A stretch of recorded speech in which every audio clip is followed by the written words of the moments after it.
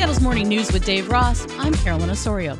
Beyond giving you a leg up, going to college can literally change the course and health of your life. We know that those with higher educational attainment have more opportunity for lifetime earnings, for salary. They have better health outcomes. Essentially, they're able to chart their course in life much more effectively. But if you're poor, statistics reveal what we already know. Only 11% of low-income students, compared to 58% of peers from high incomes, will graduate from college. Mary Tyson, Director of Marketing and Strategic Communications from College Success Foundation, says they help kids over the long haul, using their expertise to help disadvantaged kids as early as middle school to begin preparing for college. We actually work in the public school system. We work in cooperation with the state of Washington. We have staff embedded directly in the middle schools and high schools that we support, and they're available to those students. They have a curriculum that helps them prepare for college, to make college possible, to make them aware that college can be something available to them. It may not be something that they've ever thought of.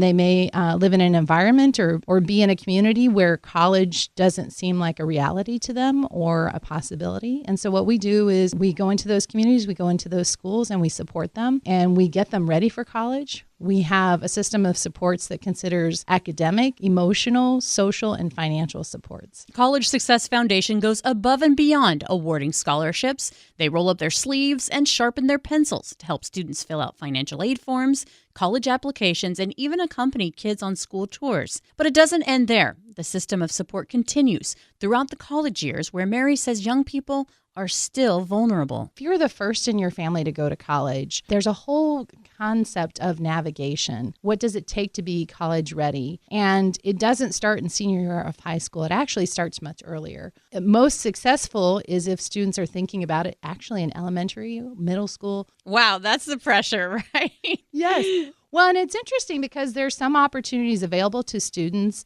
from low-income families, but they need to enroll while they're in middle school. And so if they miss that important milestone to sign up for college-bound scholarship, then they can't apply for that later on. And so those are some of the things that, because we're aware of what it takes to be successful, and we have a system of supports and great cooperation here in the state of Washington, the public school system, the public school districts, principals, superintendents are all very collaborative and cooperative with us. They want us to work in their schools, and they help us work together. We partner to make sure that those students are successful. So things about when to apply for financial aid. So it's a very complicated process to apply for federal financial aid. It can be intimidating. If your family's never applied for it or isn't aware of how it works, you can miss important deadlines, or you can miss kind of the best tips of how to be successful in applying. And so those are the sorts of the bits of know-how that our professional staff can bring and help the students navigate. By going to the schools and the school districts where the need is great to support these students, we make that program available to the students of those schools. And we don't cherry pick. We don't look at GPA and say, oh, you must be a 4.0 student, or you have to be student council president. We actually look at,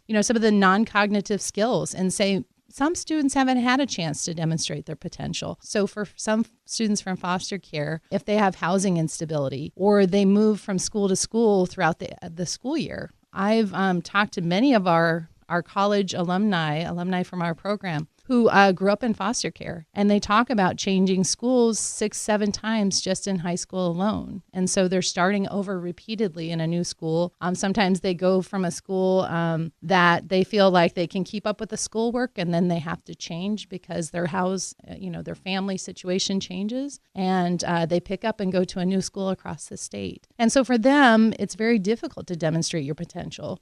You're always kind of playing catch up when you go to a new school. Or if you don't know where you're going to live next week, your mind is not thinking about your math homework or your science homework. It's thinking about the basic fundamentals of survival. And so we recognize that students haven't always had the chance to demonstrate their potential. 67% of College Success Foundation scholars go on to graduate. That's nearly 10% more than their high-income peers. 9,500 young people have graduated college in their program, but they do so much more. We have one staff member. He's been with the organization for about 12, 13 years, and he has gone to weddings for his students from his program. He has walked one of his students down the aisle. She said that he was more of a father figure to her than anyone else had ever been in her lifetime. That's why Bonneville, Seattle is proud to partner with the Seattle Seahawks, Carter Subaru, and 3010 Weight Loss for Life in honoring College Success Foundation as our charity of the month. Find out more at mynorthwest.com.